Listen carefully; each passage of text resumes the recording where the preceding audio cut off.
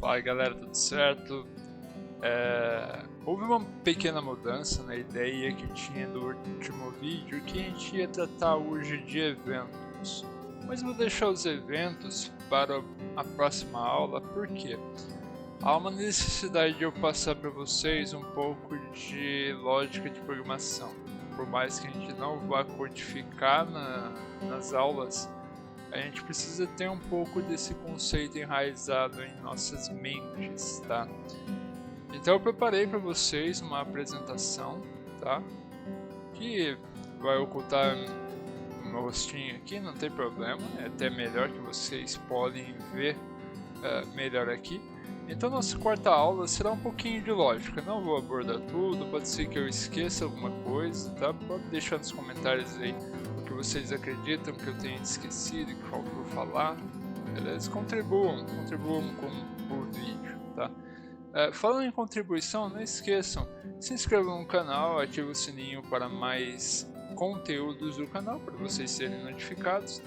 Deixem o gostei ou o dislike. Se for deixar um dislike, por favor, colabore colocando o porquê do dislike para que eu possa melhorar a minha didática. Perfeito? Um dislike, mas com comentário do porquê houve esse dislike, é uma contribuição muito assertiva também, tá? Mas é isso, pessoal. Vamos lá. Vamos falar um pouquinho então de lógica, beleza? Vamos começar pelas variáveis, tá? Vamos começar então pelas variáveis. Nós temos as variáveis comuns, as constantes, o escopo e a instanciação, tá? Deixa eu ver se eu consigo escrever aqui nessa apresentação. Porque se eu conseguir, isso vai me ajudar bastante. Consigo. Deixa eu só deixar a caneta aqui. Consigo. Beleza. Então, pessoal, imagine que você quer armazenar um valor, né? A variável ela serve para isso. Ela serve para armazenar valores. Então, pense comigo, nós temos dois valores que a gente quer somar, como o valor de número 5 mais 5, tá? Vamos dizer aqui que a gente quer somar esses valores. Tá, mas como que eu vou somar esses valores no aplicativo? Armazenando eles em um valor em memória, que é o que acontece quando você armazena isso em uma variável. Beleza. A variável, como o próprio nome diz, ela varia. Então, a partir do momento que você faz a atribuição de um valor a ela pode mudar. Então, vamos dizer aqui que eu tenho a variável A, certo? E ela recebeu o valor de 5, que é o valor aí que a gente está utilizando. Estou um pouquinho travando aqui minha caneta, gente. Talvez eu deixe de escrever. Mas vamos continuar tentando aqui. Então, vamos dizer que ela armazenou o valor de 5 aqui. Eu tenho um risquinho aqui no 5. E nós temos o B, tá? Que também armazenou 5. Gente, tá travando bastante essa caneta. Vou ver se na próxima aula eu melhoro a caneta aí para não ficar travando para vocês e nem para mim também, né? Senão isso vai deixar bem lenta a nossa aula. Então, a gente tem a variável A que armazenou 5 e a gente tem a variável B que também armazenou um valor de 5. Só que eu quero somar esses dois valores e atribuir ao próprio A o resultado. O que vai acontecer? Quando a gente faz esse processo, né, ele soma esse valor e nós armazenamos no A, o valor do A vai passar a ser 10, tá? Vai precisa ser 10. Nossa, tô gravando tanto que o meu 0 foi lá pro final. Gente, na próxima eu realmente vou arrumar isso aqui. Vai armazenar o valor 10. Tá, isso não acontece quando se trata de constantes. Como o próprio nome diz, constantes, elas não mudam, né? Elas são imutáveis. Então, se eu tenho uma constante de valor 5, né? Uma constante A, valor 5, uma constante B, valor 5, eu não posso armazenar o resultado disso em nenhuma das duas. Por quê? Como elas já tiveram seu valor definido, o que a gente vai chamar de instância, né? Se já teve o seu valor definido, ela já foi preenchida, ela não pode ser preenchida de novo, ela só é preenchida uma única vez em sua criação, certo? Então ela não vai receber o resultado, mesmo que você indique para ela receber o resultado, ela vai continuar exibindo o valor 5, tá? Isso é muito útil para muitas coisas na programação, tá? O que seria o escopo de variáveis? O escopo de variáveis seria um bloco inicial de todas as variáveis que precisam ser inicializada, né, instanciada antes de serem utilizadas. Então imagina aqui, a gente tem, né, as variáveis A, B no escopo de variáveis e elas só serão instanciadas na função principal da aplicação, que é quando a gente começa a colocar os primeiros eventos que ocorrem dentro da aplicação em si, tá? Então, para que uma variável possa ser utilizada, principalmente variáveis tipadas, elas precisam ser declaradas, e elas são geralmente declaradas nesse escopo de variável. Só que existe um problema quando nós declaramos variáveis. Em memória, elas não podem ser chamadas se elas não tiverem valor nenhum, se elas forem nulas, vazias. Para corrigir isso, é recomendável, boa prática, que haja uma uma declaração inicial dessa variável. Então, para evitar que ela comece sempre vazia, a gente define um valor inicial, seja ela declarando como objeto. Não se preocupe em entender orientação a objetos, nesse momento não é o foco, tá?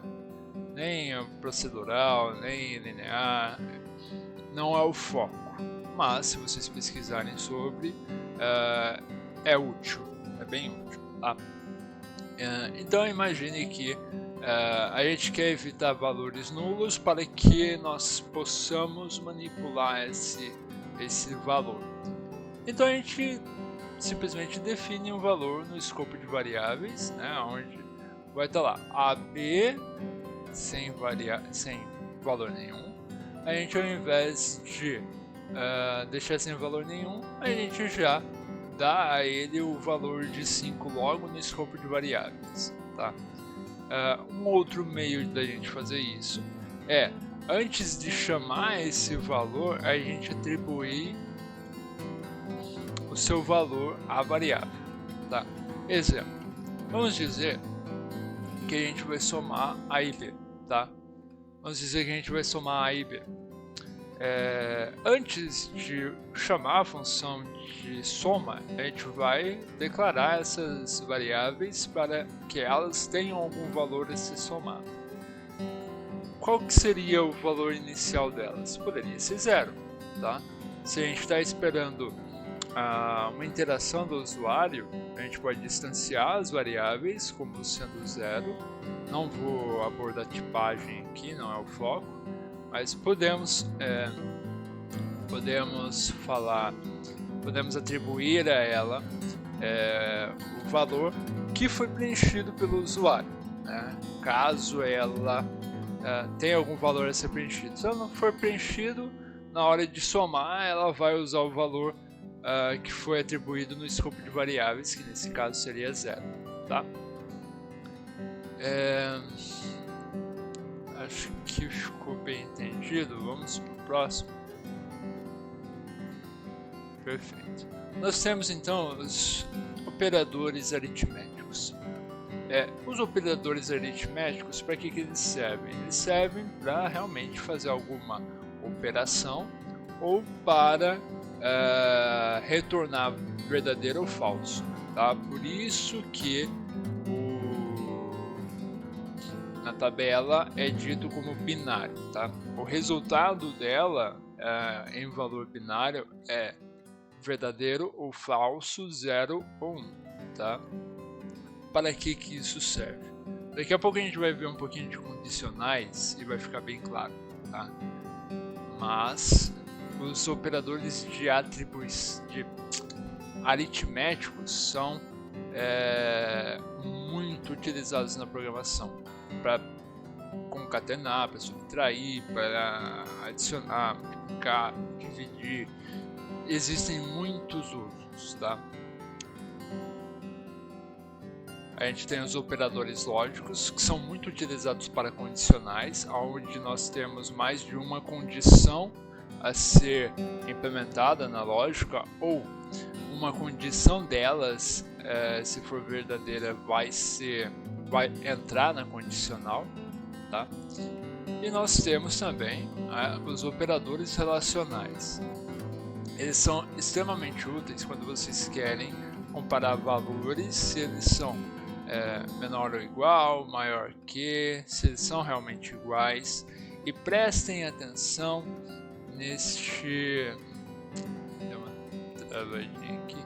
Mas prestem atenção nesse valor de igualdade aqui, tá? Igual, ele é a comparação, tá?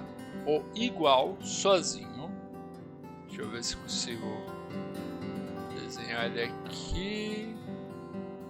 Eu preciso melhorar essa caneta. É realmente ruim eu fazer aqui com ela travando tanto, mas beleza. Um único igual, eu acho que eu consegui fazer o igual aqui. O único igual, ele é um operador de atribuição. É ele que é utilizado para você indicar ao compilador que você está atribuindo valor à variável. Então você está dizendo em memória, a variável A armazena um valor específico, armazena 5, por exemplo. Então quando você diz A igual 5, você está dizendo A recebe 5. Quando você está dizendo A igual a 5, você está tentando comparar o valor em memória de A com o valor 5. E aí vai retornar verdadeiro ou falso. Se A for 10, ele não é igual a 5, então retorna falso. Se A for 5, ele é igual a 5 e vai retornar verdadeiro, tá? Acredito que tenha ficado claro. Nas condicionais a gente tem dois tipos, tá? A gente tem mais, mas vou abordar dois tipos aqui. Temos a condicional simples, tá? A condicional simples é se, né? Se ocorrer de um certo modo, uma certa condição, ocorre alguma coisa. Se não, né, o else, ocorre de outro jeito. Então, vamos supor, se A é igual a B, some A e B. Do contrário, some A mais 5. Um exemplo, tá? Condicional em cadeia. Eu não sei necessariamente se o termo é esse, mas eu acredito que a analogia fique mais fácil assim. Porque você realmente cria uma cadeia de condições aqui que pode ser infinita conforme a sua necessidade. Não é recomendável, mas é possível, né? Você pode fazer uma página gigantesca só de if else e beleza, vai funcionar. Não vai ser produtivo, não vai ser otimizável, mas vai funcionar, tá? Então o que a gente tem aqui? A gente tem o if ainda, né, da condição comum, e a diferença que nós temos é o else if, tá? O else if, entendam ele como sendo, se não, teste algo, tá? Então vai ser tipo, se A é igual a B, né? Igual a B, faz isso. Se não, se A é maior que B, faz isso. Se não, né, no caso, não passou por nenhuma das duas condições, você segue, né? Você segue para o senão sem condição. Ou seja, deu tudo falso, vai ir para o else, tá? Algumas condições em cadeia, elas não necessariamente utilizam de else if, tá? Elas podem acabar utilizando dois ifs ao invés disso. O que o else if acaba garantindo? Acaba garantindo que alguma das condições vai ocorrer, tá? Alguma das três condições vai ocorrer. No caso de usar mais de um if para ocasiões, né, para casos, você não garante que vai ter algum retorno nessas condições, tá? A gente tem também mais duas atribuições que vale ressaltar aqui, mas eu não vou abordá-los, que é o switch case, né, que ele compara casos de uma variável, mas eu não vou abordar ele aqui. Talvez se a gente for utilizar ele para eventos aí eu abordo, mas acredito que no momento não seja interessante. E nós temos também a condição de testadores, né, que seria o try-catch. O try-catch também não vou abordar ele tão cedo, a menos que haja um evento na GDevelop que nos abra essa oportunidade, né? A gente vai ver isso mais pra frente sem problema, tá? Mas para que serve o try-catch? Ele serve para tentar fazer alguma coisa e caso isso não ocorra, deu algum problema, ele nos alerta de uma exceção. E essa exceção é um problema que pode ser armazenado em um arquivo de log para ser testado e analisado posteriormente. É bem útil, mas a gente não vai usar tão cedo, por enquanto. A gente tem também outra condição chamada condição ternária. Ela é muito útil para armazenar em variáveis, tá? Tanto que a gente tem aqui uma exemplificação de variável onde a gente armazena um ternário, tá? Então a gente tem a imagem aqui que demonstra a condição, o símbolo de interrogação é caso seja verdadeiro e o de 2 pontos é caso esteja falso. Ou seja, vamos dizer que A mais B seja 5. Vamos supor. Aqui tá faltando a operação de igual aqui, mas vamos fazer o seguinte. Entendam o mais como igual, tá? A gente tá travando muito. Pera aí.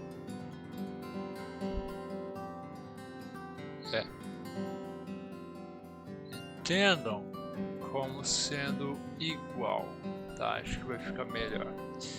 Então, a variável result vai armazenar A igual a B. Se A igual a B é verdadeiro, ele vai armazenar então AB e vai ignorar o BA. Se A igual B é errado, né?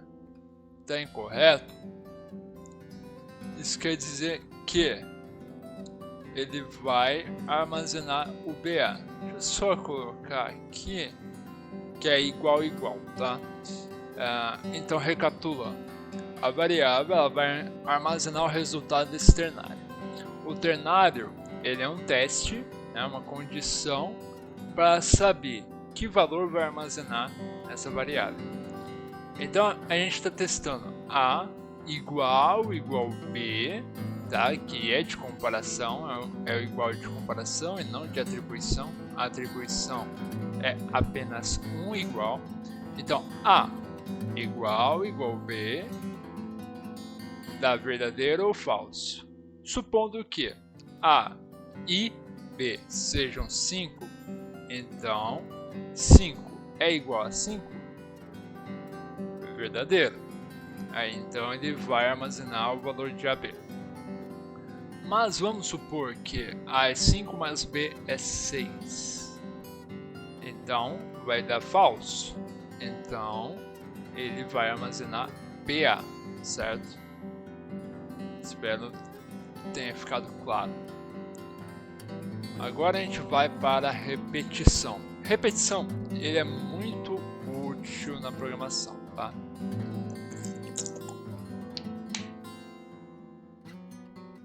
Ele serve para que você possa fazer eventos em tempo de execução, tá? Ele serve também para que você possa fazer ações repetitivas com poucas linhas de código, principalmente quando elas têm o mesmo tipo de lógica, tá?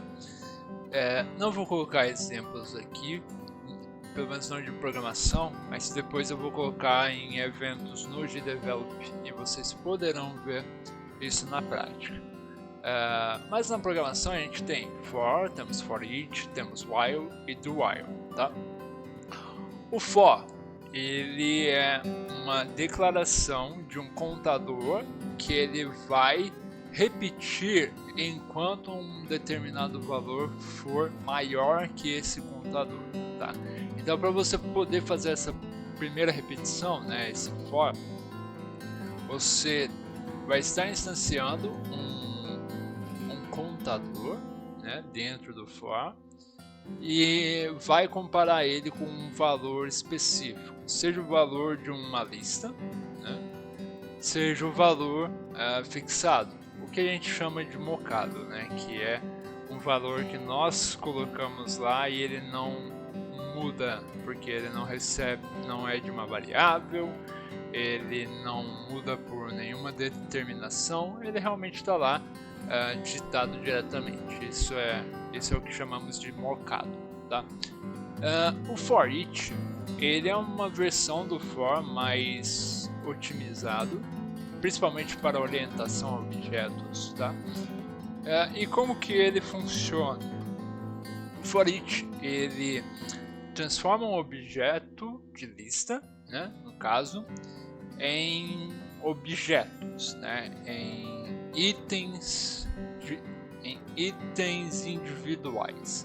Então vamos supor, nós temos uma lista de números mesmo, para ser bem simples. Melhor ainda, nós temos uma lista de nomes, né? A gente tem só uma lista de nomes, somente strings, somente texto. E nós vamos armazenar isso em uma variável, tá? É isso que acontece. Ele pega cada item, né, cada índice, cada item dessa lista de nomes e coloca em um objeto à parte.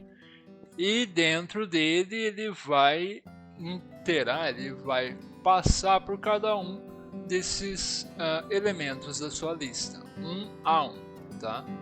E vai fazer alguma coisa. O while, ele é o enquanto, né? Ele é um loop que vai ocorrer enquanto o valor estiver verdadeiro, tá? Então, ele e o do while são aqueles que conseguem garantir para você um loop infinito de maneira muito simples, tá? Por quê? Se você passar diretamente para ele o valor true, ele nunca vai parar, tá? Nunca vai parar. O while ele é muito utilizado para funções de update de jogos, tá? Por quê? A gente meio que precisa nos jogos ter um loop infinito, porque ele precisa estar validando o jogo a todo tempo, principalmente para controlar frames por segundo, né, que são a taxa de imagens que são passadas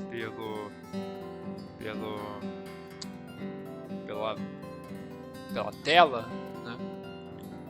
E entre outras coisas que acabam correndo aí dentro do jogo.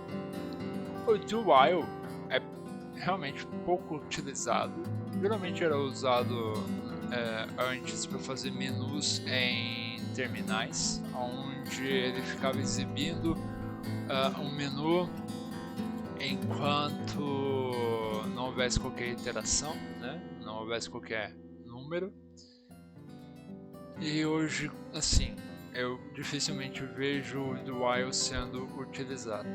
Eu ainda vejo while, ainda vejo for each, ainda vejo for, mas do while é bem difícil acabar vendo, tá? Gente, eu sei que tá longo essa videoaula, mas vamos lá, falta pouco, a gente está acabando. Um conceito muito importante da lógica de programação é entender esse processamento de dados aqui de maneira simples, tá? Como que a lógica funciona? Nós precisamos de uma entrada de dados, ou seja, uma comunicação com o cliente que está trabalhando, né, com a aplicação. Aí a gente precisa do processamento para entregar para esse cliente o resultado desse processamento. Então, como exemplo, eu coloquei aqui duas variáveis. Ignora o espaço, por favor. O espaço é entre número e 1, porque quando você realmente armazena uma variável, ela não pode ser nem conter espaço, né? A gente substitui espaço por underline ou hífen, e não pode conter de jeito maneira acentuações, né? Caracteres especiais. Nunca coloque caracteres especiais em variáveis, pelo amor de Deus. Se poupe de passar por problemas com compilação, tá bom? Beleza. Na entrada, então, ou a gente passa um valor mocado, como é esse que eu passei aí na variável, né, de número, ou a gente espera que a entrada de dados seja passado pelo usuário do sistema, tá? No processamento, todos os cálculos que podem ocorrer durante a função. Vamos dizer que a gente fez uma função de soma, tá? Qual que é o processamento da função de soma? É literalmente somar as variáveis de entrada. Então,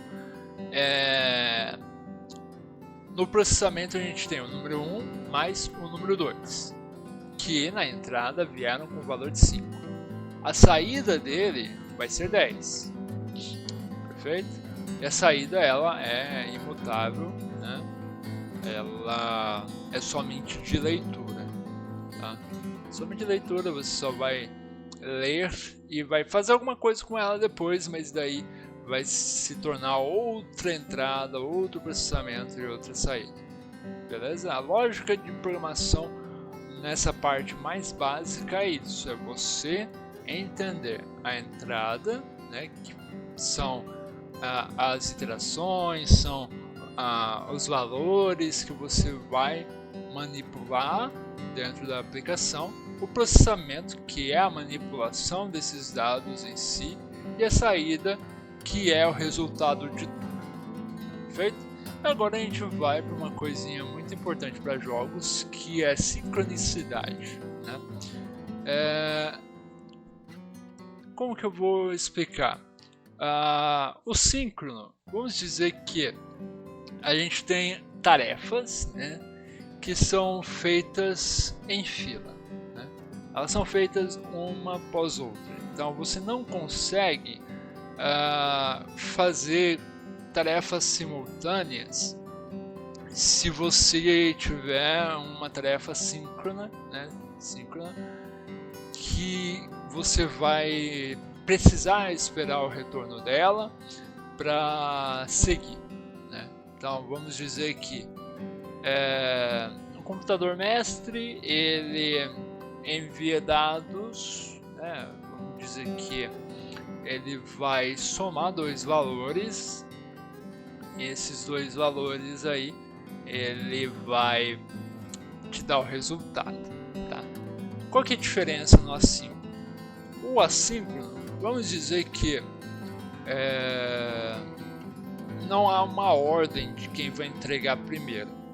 Vamos dizer que eu estou utilizando uma calculadora e eu fiz as seguintes contas. Some 2 mais 2 para mim, diminua 1 de 1, né? 1 menos 1, e divida 2 por 2. Não, 4 por 2, vai. Divida 4 por 2. Show. Quem processar primeiro vai ir retornando, certo? Vai ir retornando. No assíncrono, a gente precisa garantir que o aplicativo vai esperar as respostas. Porque por mais que eles trabalhem em tarefas apartadas, né? Cada um é uma tarefa apartada que vai trabalhando ao mesmo tempo, o aplicativo ele precisa esperar que as respostas sejam entregues para que ele possa seguir, tá? Então, depois que tudo é entregue, aí a aplicação ela pode ser pode continuar os seus processamentos, tá? Mas é isso, eles precisam processar, eles vão processar simultaneamente e não temos como garantir qual deles vai processar mais rápido, qual deles vai entregar mais rápido, mas nós garantimos que é entregue através da lógica de espera, né? A gente tem algumas maneiras de esperar uma função assíncrona, mas no momento não será o foco, tá? A gente vai ver isso pelos eventos depois. Gente, é isso. Sei que ficou longo essa videoaula. Espero ter conseguido passar o conteúdo para vocês, que tenha ficado claro tudo que eu passei. Se não ficou, deixe nos comentários, eu vou tentar mudar a maneira com a qual eu passo a informação. E vocês deixando no comentário fica mais fácil de eu conseguir melhorar a minha didática, perfeito? Então, gente, é isso. Vou ficando por aqui. Até o próximo vídeo. E no próximo vídeo, sim, a gente vai tratar de eventos. Aí já no GDevelop. Perfeito? Até mais. Falou!